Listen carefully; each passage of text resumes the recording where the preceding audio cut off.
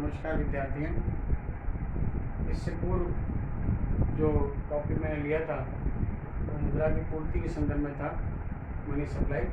आज जो नया टॉपिक है वो है money and functions of money, यानी मुद्रा क्या होती है और मुद्रा के क्या कार्य हैं अर्थव्यवस्था में, उस पर हम चर्चा करेंगे। सबसे पहले बात आती है कि मुद्रा क्या है, कहते हैं किसे मुद्रा। मैंने पूर्व के अध्याय में आपको ये बताया था कि मुद्रा का जो आविष्कार हुआ वो बार्टर सिस्टम की देन है, यानी वस्तु विनिमय प्रणाली की देन है। यानी बार्टर सिस्टम में जो कठिनाइयाँ थी, जिसमें वस्तु के बदले वस्तु का आदान प्रदान करके मनुष्य अपनी आवश्यकता की संतुष्टि करता था, तो उसी ने एक विभिन्न कठिनाइयाँ उत्पन्न की समाज में, सभ्यता के सामने, और धीरे धीरे वहाँ मनी आई, यानी मुद्रा का आविष्कार हुआ। मुद्रा कई चरणों में अलग अलग प्रकार से आई, जिसमें शिकारी युग था, उसके बाद में कृषि युग आया, उसके बाद में पशुपालन युग आया, और उसके बाद में औद्योगिक युग आया, और जिसके बाद धातु मुद्रा और पत्र मुद्रा का विकास हुआ। जहाँ तक बात करते हैं कि मुद्रा क्या है, तो मुद्रा के संदर्भ में अगर हम कहें, मुद्रा के बारे में बात करते हैं तो मनी जो है उसका जो हिंदी वर्जन है वो मुद्रा है। सामान्य अर्थ में अगर हम कहेंगे मनी का जो हिंदी वर्जन है वो मुद्रा कहलाता है, लेकिन इसके संदर्भ में मुख्य दो विचारधाराएं दे रखी है। पहली जो विचारधारा जिसमें कहा जाता है कि मुद्रा का जो मोनेटा के नाम से जाना जाता है, और मोनेटा का यहाँ तात्पर्य गॉडेस ऑफ रोम, यानी रोम में रहने वाली जो देवी है जिसका नाम जूनो के नाम से जाना जाता है, और इसे इस बात का प्रतीक माना गया कि वो सुख प्रदान करती है, स्वर्ग प्रदान करती है। जिस प्रकार से हम मुद्रा के रूप में कहते हैं कि मनुष्य उस मुद्रा के द्वारा किसी भी वस्तु का वो क्रय कर सकता है, यानी वो भौतिक सुख सुविधाओं का जो है वो क्रय करके अपने जीवन को सुखी बना सकता है।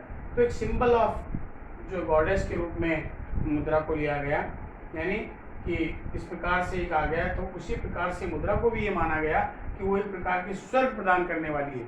स्वर्ग प्रदान करने वाली इस रूप में है कि वह जो है किसी भी व्यक्ति को ये राइट देती है, अधिकार देती है, सुविधाएं देती है कि वह उसके द्वारा किसी भी प्रकार की अपनी वस्तु का क्रय करके वह अपने जीवन स्तर में सुधार कर सके अथवा जीवन यापन कर सके। उसी के साथ साथ एक दूसरा कंसेप्ट आया जिसमें ये कहा गया कि मुद्रा जो है का शब्द का जो उपयोग किया गया वो लैटिन भाषा के पेक्यूनिया से लिया गया, और पेक्यूनिया का मतलब जो है पशुधन होता है। पशुधन को पिकस के नाम से जानते हैं, यानी पेक्यूना जो लैटिन भाषा का वर्ड था वो धीरे धीरे चेंज हुआ, उसको पेक्यूस के नाम से जाने लगा, और पेक्यूस का मतलब पशुधन।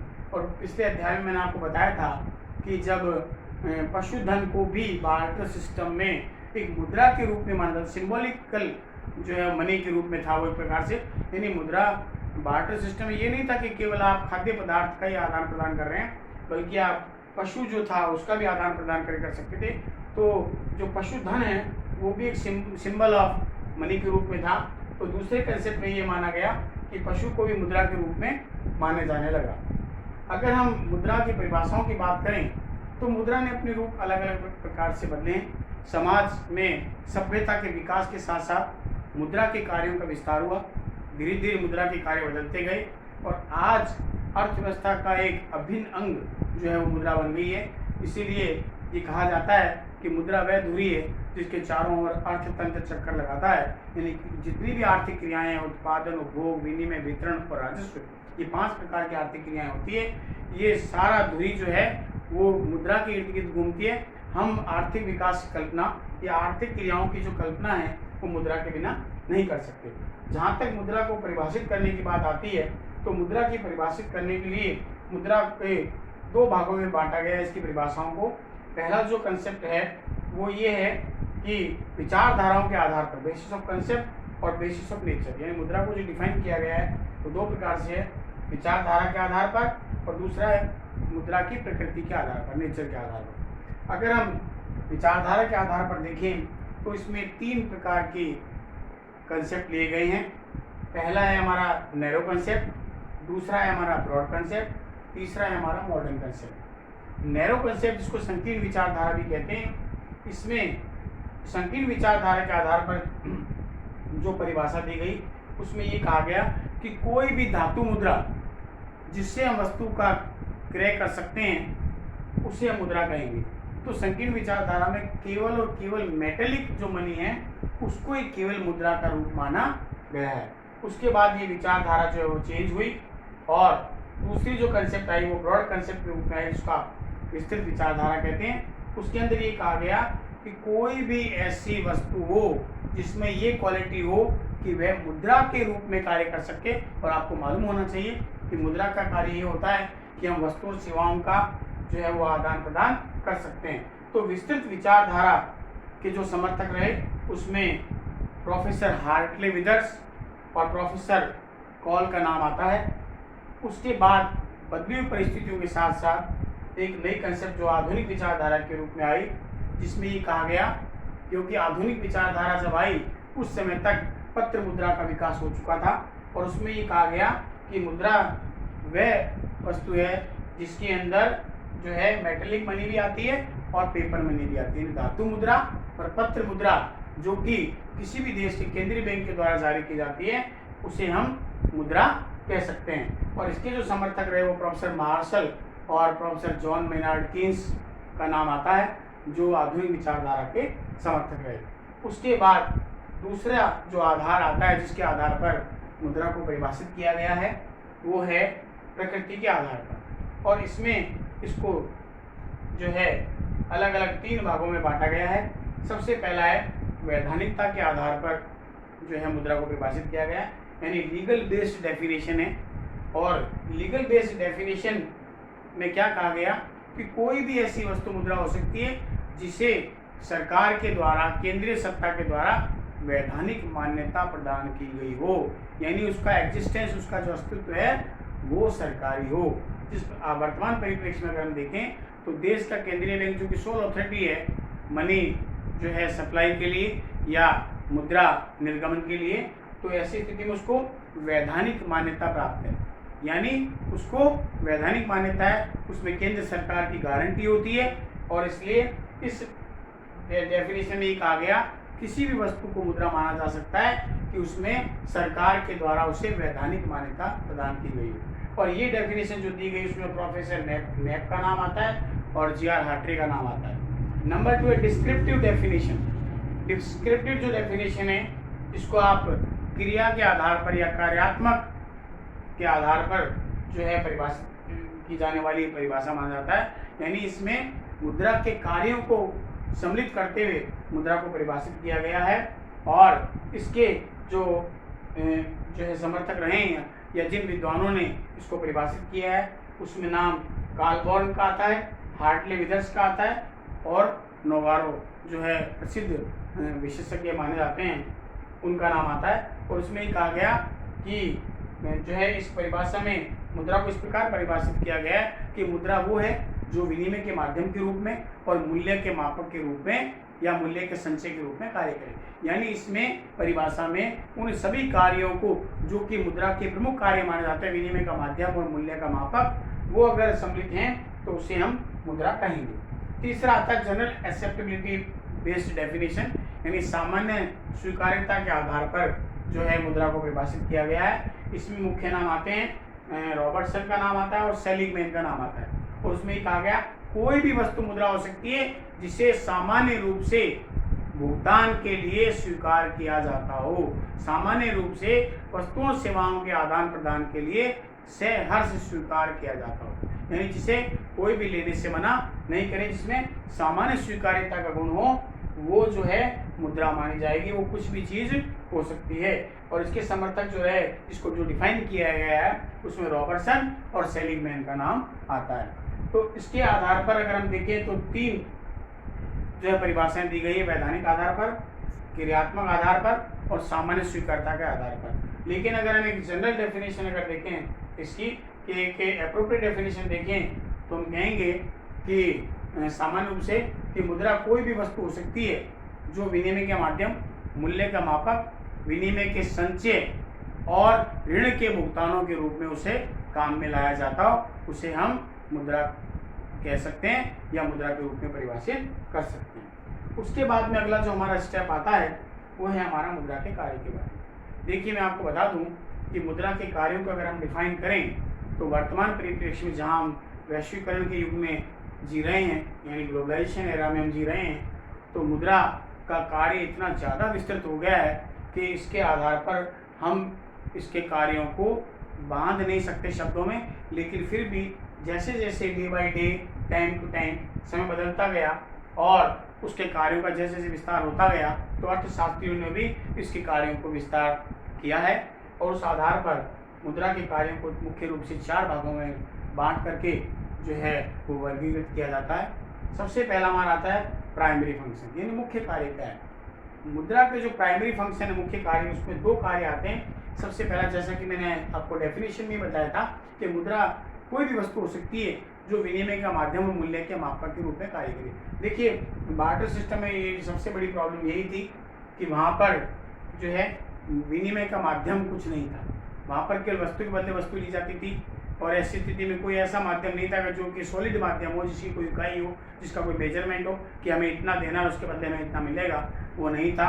इसलिए मुद्रा ने इस कार्य को सफल किया। और दूसरा, मेजरमेंट ऑफ वैल्यू, यानी मूल्य का मापन। हम माप कैसे करें, किसी भी वस्तु और सेवा को हम ले रहे हैं तो हम ये कैसे मापन करें कि उसके बदले हमें कितनी वस्तु का जो है कितनी मुद्रा का त्याग करना है। तो प्राइमरी फंक्शन यानी जो प्रमुख कार्य, उसमें 2 कार्य होते हैं। सबसे पहला है विनिमय का माध्यम। विनिमय का माध्यम का तात्पर्य है वस्तुओं और सेवाओं का आदान प्रदान करना। तो मुद्रा का सबसे प्रमुख कार्य है, ये सुलभ बनाया मुद्रा ने कि हम किसी भी व्यक्ति से वस्तु और सेवाओं का आदान प्रदान मुद्रा के माध्यम से कर सकते हैं। और दूसरा था मेजर ऑफ वैल्यू, यानी जो है मूल्य का मापन करना। बार्टर सिस्टम में सबसे बड़ी प्रॉब्लम थी कि हम किसी भी जो है कमोडिटी को हम ले रहे हैं तो उसके मूल्य का मापन नहीं कर पाते थे। हमें ये पता नहीं था कि हम कितना चावल दें या गेहूं दें या उसके बदले में जो भी अनाज लेना वो कितना देना है, यानी हमारे द्वारा किया जाने वाला त्याग कितना होगा और हमारे हमें जो प्राप्त होना है अनाज या जो भी वस्तु हम प्राप्त करें वो हमें कितनी प्राप्त करें। मुद्रा ने इसको सुलभ बनाया कि मुद्रा जो है वो जो है उसके माध्यम से हम एक इकाई के रूप में उसका जो है वो मापन कर सकते हैं। बी पार्ट जो आता है वो है हमारा सेकेंडरी फंक्शन, यानी इसको गौण कार्य भी कह सकते हैं। और वो गौण कार्य कौन कौन से हो गए। सबसे पहला जो कार्य आता है वो है basis of deferred payment. Deferred payment का मतलब होता है कि जो वर्तमान में दिया जाने वाला भुगतान है उसको कुछ समय के लिए टाल देना। देखिए, बार्टर सिस्टम में ये सबसे बड़ी प्रॉब्लम थी कि जो भी देना है या लेना है वो एट द स्पॉट होता था, यानी वहाँ डेफर्ड की कोई भी परिभाषा नहीं थी, कोई ऑप्शन नहीं था। मुझे चावल चाहिए और मेरे पास गेहूं है, जब तक मैं गेहूं नहीं दूंगा मुझे चावल प्राप्त नहीं होगा। ऐसा नहीं हो सकता कि मैं किसी से चावल ले लूं और गेहूं ना दूँ तो बाद में ले लूँ। उसको जो लेने वाला है उसको दूसरे अनाज की आवश्यकता होती थी। लेकिन मुद्रा ने यहाँ ये सुलभ कर दिया कि हमें अगर किसी को भुगतान करना है वस्तु सेवा का, हम कुछ समय के लिए उसको रोक सकते हैं और रोक करके उसको जिसको डेफर्ड पेमेंट बोलते हैं, भुगतान को वर्तमान में न करके आगामी अवधि के लिए स्थगित कर देना, ये हमें ये सुविधा जो है वो मुद्रा ने उपलब्ध करवाई। Number 2, collection of value. Barter system में सबसे बड़ी प्रॉब्लम थी कि जो भी अनाज है, पशु है, ये सब मुद्रा का रूप माना जाता था। इसलिए उसको इकट्ठा करना, कलेक्शन करके और एक स्थान से दूसरे स्थान पर ले जाना बहुत बड़ी समस्या हुआ करती थी। कलेक्शन करना यानी उसकी जो मूल्य, क्योंकि मुद्रा में मूल्य का गुण होता है, उसमें अपनी परचेजिंग पावर होती है, क्रय शक्ति होती है, उसको हम कलेक्ट नहीं कर पाते थे। लेकिन मुद्रा ने हमें ये सुविधा प्रदान की कि हम उसकी मूल्य को जो है वो संग्रहित करके आसानी से रख सकते हैं। और नंबर 3 है ट्रांसफर ऑफ परचेजिंग पावर, क्रय शक्ति का आदान प्रदान करना या क्रय शक्ति का स्थानांतरण करना। देखिए, मुद्रा एक वह वस्तु है जिसमें हम जो है एक व्यक्ति दूसरे व्यक्ति को अपनी क्रय शक्ति का हस्तांतरण कर सकता है। फॉर एग्जांपल, अगर मैंने किसी व्यक्ति से वस्तु या सेवा का क्रय किया है तो उसके बदले जब मैं भुगतान करूंगा तो जो मेरे पास मनी थी, जिसमें मेरी परचेजिंग पावर थी, वो परचेजिंग पावर मैंने दूसरे व्यक्ति को दे दी, यानी मैंने उस वस्तु या सेवा का मूल्य चुकाया। और वो वस्तु जो है जब मुद्रा उसके पास पहुंच गई तो उसके पास में अब क्या आ गई, उसकी क्रय शक्ति आ गई। वह उसका उपयोग किसी भी वस्तु या सेवा को क्रय करने में कर सकता है। सी जो आता है वो कंटिजेंटी फंक्शन, यानी इसको आकस्मिक कार्य भी बोल सकते हैं। और उसमें कौन कौन से कार्य आते हैं। सबसे पहला बेसिस ऑफ क्रेडिट मनी। आज अधिकांशतः जो सौदे होते हैं, व्यापार होता है, वो उधार पर होता है, क्रेडिट बेस पर होता है। बार्टर सिस्टम में ऐसा कोई ऑप्शन नहीं था, मुद्रा ने इसको सुलभ बनाया, यानी साख का आधार। आप उसके आधार पर कहीं भी जो है उधार क्रय कर सकते हैं और कुछ समय अवधि पश्चात जब भी आपके पास पैसा आए आप उसको चुका करके जो है उस भुगतान का निपटारा कर सकते हैं। एक बात। नंबर 2, आज जितने भी ऋण वगैरह जो लिए जाते हैं मुद्रा के रूप में बैंकों के द्वारा, वित्तीय संस्थाओं के द्वारा या व्यक्ति विशेष के द्वारा एक व्यक्ति को दूसरे व्यक्ति को जो दिया जाता है वो सब मुद्रा के द्वारा ही संभव हो पाया। उसके बाद में आता है distribution of the social income. देखिए, जैसा कि आपको विदित है कि किसी भी देश में जो उत्पादन होता है उसको हम देश की राष्ट्रीय आय कहते हैं और राष्ट्रीय आय को इस प्रकार डिफाइन किया जाता है कि एक वर्ष विशेष में जितना वस्तुओं सेवाओं का उत्पादन होता है उसका बाजार मूल्य देश की राष्ट्रीय आय कहलाती है। मुख्य बात ये आती है कि जो राष्ट्रीय आय है उसका डिस्ट्रीब्यूशन कैसे हो, यानी किसको कितना मिले। क्यों? क्योंकि जितनी राष्ट्रीय आय होती है उसको हमें उत्पादन के साधनों में वितरण करना पड़ता है। यानी हमारे उत्पादन के साधन 5 प्रकार के होते हैं: लैंड, लेबर, कैपिटल, ऑर्गेनाइजेशन और एंटरप्रेन्योर। और पांचों अपना अपना हिस्सा लेते हैं। लैंड अपना किराया लेती है, लेबर वेजेस लेती है, कैपिटल इंटरेस्ट लेती है, ऑर्गेनाइजेशन सैलरी लेता है और एंटरप्रेन्योर जो होता है वो प्रॉफिट लाभ के रूप में बचा हुआ जो हिस्सा वो लेता है। मुख्य बात ये आती है कि हमें कितना हिस्सा किसको मिलेगा। यानी अगर ये पेन का निर्माण हुआ, इसका विक्रय मूल्य अगर 10 रुपये है तो इस 10 रुपये को उत्पादन के जितने भी साधन हैं जिन्होंने योगदान दिया है, कंट्रीब्यूट किया इसको बनाने में, इसको कितना हिस्सा मिलना चाहिए। मुद्रा ने इसको सुलभ बना दिया कि हम राष्ट्रीय आय का वितरण जो है उत्पादन के विभिन्न साधनों में आसानी से कर सकते हैं। उसके बाद में आता है basis of equality of marginal utility. देखिए, सीमांत उपयोगिता का सिद्धांत फर्स्ट ईयर में आप लोगों ने पढ़ा है, जिसके अंदर ये बताया गया है कि सीमांत उपयोगिता क्या होती है कि एक इकाई का अगर हम इकाई का उपयोग बढ़ा दें उससे एडिशनल जो गेन होता है हमारा वो हमारी मार्जिन कहलाती है। मुख्य बात उपभोक्ताओं के सामने भी आती है कि अगर वह अपनी आय का भाग विभिन्न वस्तुओं पर व्यय करना चाहता है तो वह प्रत्येक वस्तु कितनी मात्रा प्राप्त करे ताकि सभी इकाइयों से मिलने वाली जो मार्जिनल यूटिलिटी है यानी सीमांत उपयोगिता बराबर हो जाए। क्योंकि ये law of equi marginal utility का जो सिद्धांत है सम सीमांत उपयोगिता नियम का, जो कि प्रोफेसर मार्शल ने दिया था और उसमें उनका जो ट्रेडिशनल वर्जन था उसमें यही कहा गया कि उपभोक्ता अपनी आय का भाग विभिन्न वस्तुओं पर इस प्रकार व्यय करना चाहिए कि व्यय की अंतिम इकाई से प्राप्त होने वाली सीमांत उपयोगिता एक दूसरे के बराबर हो। लेकिन जो मॉडर्न वर्जन आया उसमें थोड़ा चेंज कर दिया गया और ये कहा गया कि उपभोक्ता अपनी आय का भाग विभिन्न वस्तुओं पर इस प्रकार व्यय करे कि व्यय की अंतिम इकाई से मिलने वाली सीमांत उपयोगिता मूल्यों के अनुपात में बराबर हो। तो मुद्रा ने क्या सुलभ बना दिया? मुद्रा ने ये सुलभ बना दिया कि उपभोक्ता ये डिसाइड कर सकता है इस सिद्धांत के आधार पर कि वह प्रत्येक वस्तु की कितनी मात्रा क्रय करे ताकि उसे अधिकतम संतुष्टि न्यूनतम आय से प्राप्त हो सके। अगला आता है हमारा basis of general form of capital, यानी पूंजी को सामान्य रूप प्रदान करना। देखिए, मुद्रा में वो गुण है कि हम पूंजी को चाहे जैसे रूप में रख सकते हैं। हम गोल्ड खरीद सकते हैं, सिल्वर खरीद सकते हैं, हम ऑर्नामेंट खरीद सकते हैं, लैंड खरीद सकते हैं, बिल्डिंग खरीद सकते हैं, फैक्ट्री खरीद सकते हैं, मशीनरी खरीद सकते हैं। तो और उसको अगर जब भी कन्वर्ट करना चाहें तो उसका विक्रय करके वापस उसको पूंजी के रूप में ले सकते हैं। तो ये सुविधा जो है वो हमें मुद्रा के द्वारा ही प्राप्त हुई है। और जो डी पार्ट जो दिया गया मुद्रा के कार्यों का अंतिम रूप से जो विभाजन किया गया, कुछ अन्य कार्य भी है। सबसे पहला जो उसमें आता है बियर ऑफ डिजायर, यानी इच्छा का वाहक, यानी हमारी जो इच्छा है हम मुद्रा के द्वारा पूरी कर सकते हैं, जबकि बार्टर सिस्टम में ऐसा नहीं था। रीज़न ये था, एक तो हमारी आवश्यकताएं जो थी वो बहुत सीमित थी, नंबर 2 मुद्रा का प्रचलन नहीं था, हमारे सामने ऑप्शन नहीं थे।